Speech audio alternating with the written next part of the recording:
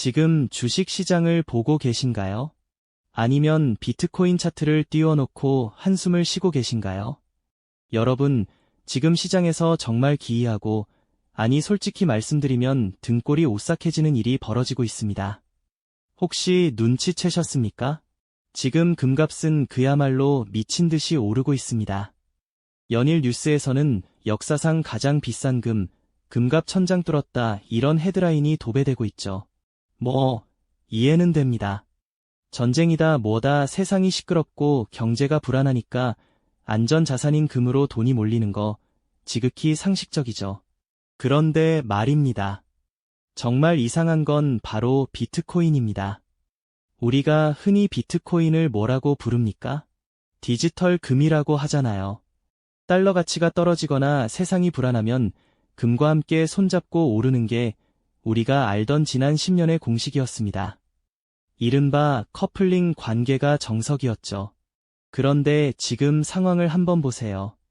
금은 천장을 뚫고 우주로 날아가고 있는데 똑같은 안전 자산 취급을 받던 비트코인은 바닥이 어딘지 모르게 추락하고 있습니다.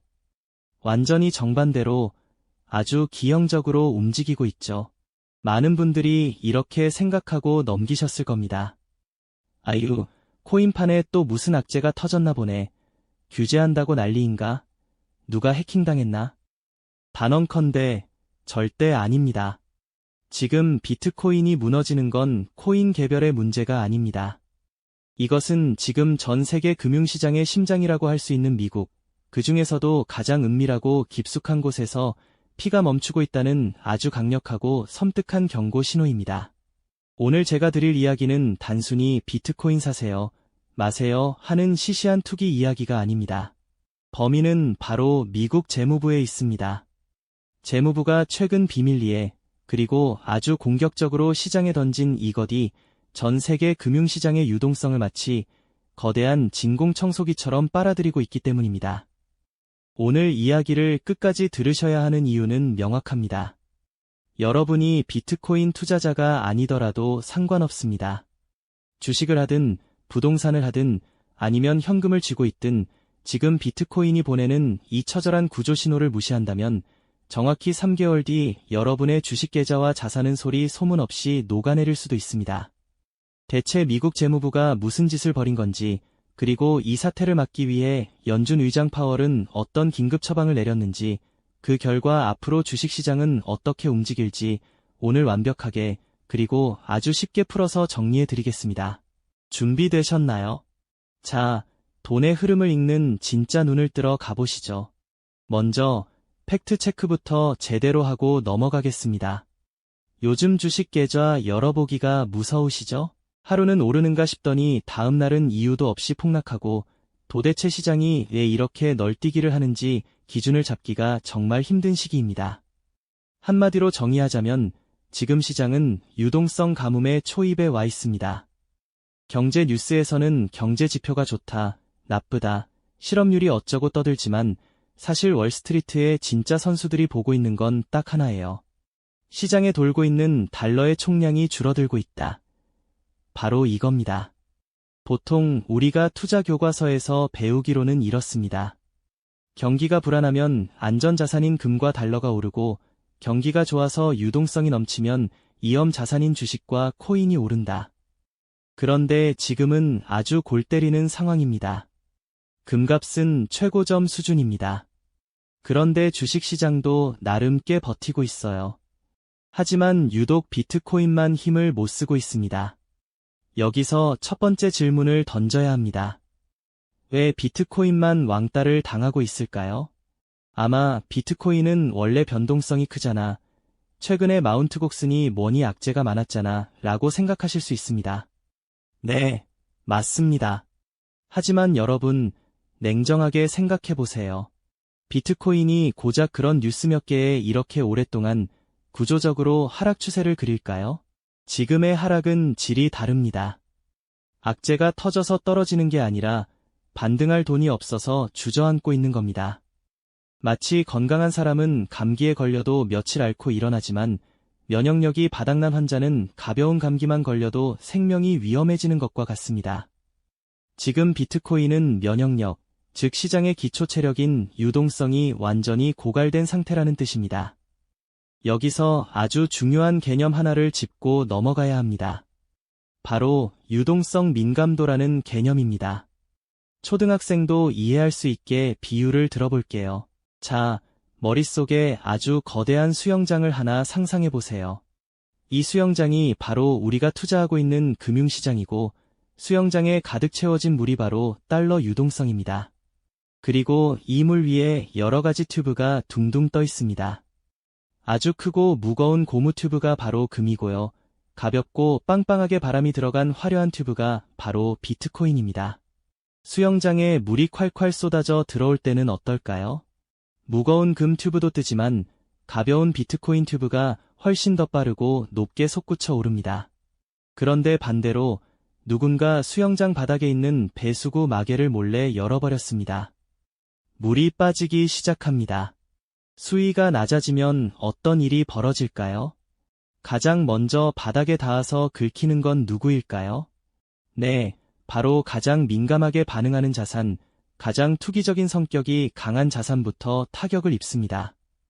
금은 실물 수요라는 단단한 받침대가 있어서 물이 좀 빠져도 어느 정도 버팁니다. 전쟁 나면 금 필요하잖아요. 하지만 비트코인은 오로지 유동성의 힘으로 떠있는 자산에 가깝습니다. 그래서 물이 빠지기 시작하면 가장 먼저 비명을 지르는 게 비트코인인 겁니다. 즉, 금은 버티고 비트코인은 떨어진다는 이 현상 자체가 지금 시장에서 누군가 물을 엄청난 속도로 아주 급격하게 빼고 있다는 명백한 증거라는 겁니다. 그렇다면 도대체 누가 이 시점에 수영장에 물을 빼고 있는 걸까요? 범인은 바로 시장을 보호해야 할 미국 재무부, 그리고 그 수장인 제닛 옐런 장관입니다. 그리고 그들이 사용한 무기는 바로 단기 국채라는 녀석입니다. 여러분, 55%라는 숫자. 이게 대체 무엇을 의미하는지 아십니까? 바로 최근 미국 재무부가 발행한 전체 국채 중에서 만기가 1년 미만인 단기 국채, 즉 T빌이 차지하는 비율입니다. 이게 얼마나 비정상적인 수치냐면요. 미국 재무부 자문위원회에서 권고하는 단기 국채 비중은 전체의 20% 수준입니다. 그런데 지금 재무부는 그 권고치의 거의 3배에 달하는 55%까지 단기 국채 발행량을 폭발적으로, 기형적으로 늘려버린 겁니다. 자, 여기서 우리는 제닛 옐런 재무부 장관의 머릿속으로 한번 들어가 봐야 합니다. 도대체 왜 재무부는 10년짜리, 30년짜리 장기채가 아니라 이 단기 국채를 미친 듯이 찍어내서 시장에 뿌렸을까요? 이유는 아주 단순하고도 현실적입니다. 바로 이자 비용 때문입니다. 여러분이 빚을 낸다고 상상해보세요. 지금 은행 금리가 5%가 넘습니다. 아주 비싸죠? 그런데 만약 여러분이 30년 만기 고정금리로 대출을 받으면 앞으로 30년 내내 이 비싼 5% 이자를 꼬박꼬박 내야 합니다. 억울하겠죠? 나중에 금리가 내릴 수도 있는데 말이죠. 미국 정부도 똑같습니다. 지금 당장 돈은 필요한데 10년, 30년짜리 장기 국채를 발행하자니 이자를 너무 많이 줘야 하는 겁니다. 그래서 옐런 장관은 잔머리를 굴린 겁니다. 일단 지금 금리가 높으니까 만기가 짧은 1년짜리 단기 국채로 돈을 빌려서 급한 불부터 끄자. 나중에 금리 내려가면 그때 가서 장기채로 갈아타면 되잖아. 얼핏 들으면 아주 합리적이고 똑똑한 전략처럼 보입니다. 국민 세금을 아끼려는 재무부 장관의 눈물겨운 노력이니까요. 하지만 문제는 이 결정이 나비 효과가 되어 금융시장 전체의 유동성을 진공청소기처럼 빨아들이는 결과를 초래했다는 겁니다. 여기서 경제에 아주 중요한 메커니즘이 작동합니다. 재무부가 단기 국채를 발행한다는 건 종이 쪼가리인 채권을 시장에 주고 시장에 있는 현금을 정부 금고로 가져간다는 뜻입니다. 즉, 시장에 돌아다니던 돈이 정부의 주머니로 쑥 빨려 들어가는 것이죠. 그런데 재무부가 발행한 엄청난 양의 단기 국채를 누가 다 사갔을까요?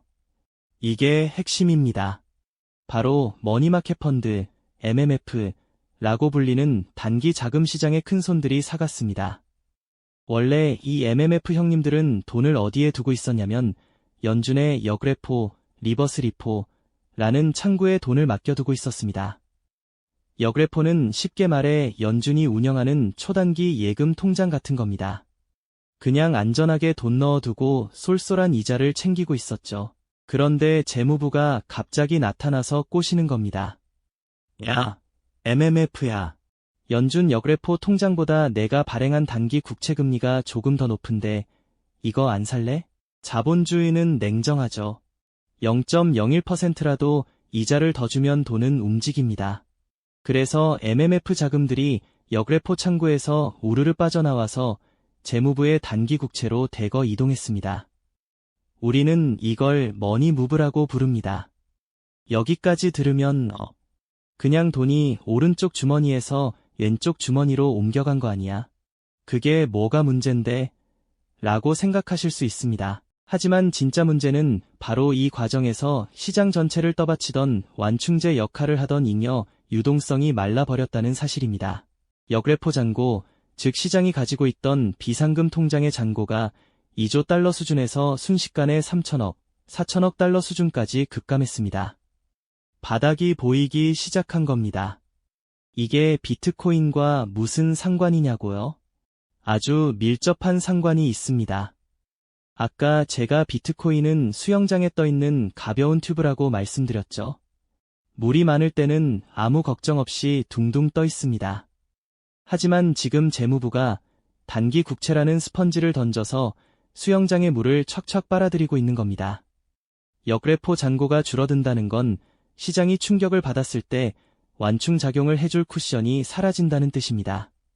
돈이 국채로 묶여버리니 정작 비트코인이나 주식 같은 위험 자산으로 흘러갈 여유 자금이 사라진 것이죠. 사람들이 비트코인을 싫어해서 파는 게 아닙니다. 비트코인을 살 여분의 현금이 국채라는 블랙홀로 빨려 들어갔기 때문에 매수세가 실종된 겁니다. 사는 사람이 없으니 가격은 당연히 흘러내릴 수밖에 없죠. 이것이 지금 비트코인 하락의 진짜 원인, 수급의 불균형입니다. 재무부가 쏘아올린 이 거대한 유동성 흡수 작전은 결국 시장의 가장 약한 고리부터 끊어내기 시작했습니다. 은행들이 슬슬 비명을 지르기 시작한 겁니다. 시중에 있는 현금이 전부 국채를 사는데 들어가 버리니까 정작 은행들이 당장 급할 때 써야 할 지준금, 즉 은행의 비상금마저 부족해지는 현상이 나타날 조짐을 보이고 있는 겁니다. 상황이 이 지경이 되자 결국 연준 의장 제롬 파월이 긴급 소방수로 등장했습니다. 여러분이 뉴스에서 보셨을지도 모르는 그 내용, 바로 연준이 매달 400억 달러 규모의 국채를 다시 사들이겠다는 발표입니다. 많은 분들이 이걸 보고 이렇게 생각하셨을 겁니다. 아, 연준이 돈 푼다. 이제 양적 완화 시작인가? 주식이고 코인이고 다 날아가겠네. 라고 말이죠. 하지만 진정하셔야 합니다. 냉정하게 뜯어보면 이건 우리가 알던 그 신나는 돈잔치, 양적 완화와는 성격이 완전히 다릅니다. 파월 의장은 지금 경기를 부양하려고 돈을 뿌리는 게 아닙니다. 재무부가 막아버린 하수구를 뚫기 위해 어쩔 수 없이 배관 공사를 하고 있는 겁니다. 재무부가 단기 국채를 발행해서 시중에 돈을 빨아들이니까 시장이 숨을 못 쉬어서 캑캑거리는 상황이 온 거고요. 이걸 보고 놀란 연준이 인공호흡기를 가져와서 숨은 쉬게 해줄게 하면서 매달 400억 달러씩 산소를 공급해주는 꼴입니다. 자, 여기서 우리는 계산기를 한번 두드려 봐야 합니다. 이 싸움의 승자가 과연 누가 될지 말입니다.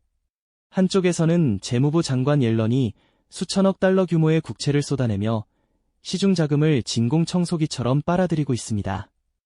반대쪽에서는 연준 의장 파월이 매달 400억 달러라는 바가지로 물을 다시 채워넣고 있죠. 이게 과연 균형이 맞을까요? 재무부가 퍼가는 속도가 빠를까요? 아니면 연준이 채워주는 속도가 빠를까요? 이 속도의 차이가 바로 앞으로의 비트코인 가격, 그리고 3개월 뒤 주식시장의 운명을 결정하는 핵심 변수입니다. 지금 비트코인이 힘을 못 쓰고 비실거리는 이유가 바로 여기에 있습니다. 시장 참여자들은 본능적으로 알고 있는 겁니다. 연준이 400억 달러를 푼다고는 하지만 재무부가 빨아들이는 유동성의 양이 훨씬 더 거대하다는 것을요. 물 들어오는 속도보다 물 빠지는 속도가 더 빠르니 배가 뜨지 못하고 바닥을 긁고 있는 겁니다. 그렇다면 우리는 이제 무엇을 봐야 할까요? 파월의 400억 달러 처방이 효과가 있는지 없는지 우리는 어떻게 알 수 있을까요? 아주 다행스럽게도 우리에게는 이 복잡한 싸움의 결과를 실시간으로 보여주는 전광판이 하나 있습니다. 그게 바로 비트코인입니다. 많은 주식 투자자분들이 비트코인을 그저 도박판 코인이라고 무시하지만 사실 지금 시점에서 비트코인은 그 어떤 경제 지표보다 빠르고 정확한 선행 지표 역할을 하고 있습니다. 가장 민감한 자산이기 때문이죠. 만약 파월의 400억 달러 유동성 공급이 시장의 갈증을 해소하기에 충분하다면 가장 먼저 반응하는 것은 나스닥이 아니라 비트코인일 겁니다. 비트코인이 의미 있는 거래량을 동반하면서 반등에 성공한다면 그것은 이제 시장에 다시 피가 돌기 시작했다는 가장 강력한 신호입니다.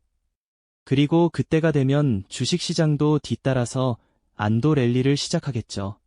하지만 반대로 연준의 노력에도 불구하고 비트코인이 계속해서 맥을 못 추고 바닥을 긴다면 어떨까요? 그건 아직 유동성 가뭄이 해결되지 않았다는 뜻입니다. 재무부의 진공청소기가 여전히 더 강력하다는 증거죠. 이 상태에서 섣불리 주식 저점 매수에 들어갔다가는 비트코인 다음 타자로 쓰러지는 주식시장의 폭락을 온몸으로 맞게 될 수도 있습니다. 자금 경색은 코인 시장에서 시작해서 결국 주식시장으로 전이되기 마련이니까요. 그래서 제가 영상 초반에 말씀드린 겁니다.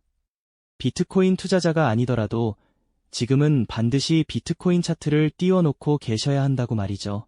여러분의 주식 계좌를 지킬 수 있는 골든타임이 바로 거기에 표시되고 있으니까요. 자, 이제 결론을 내릴 시간입니다.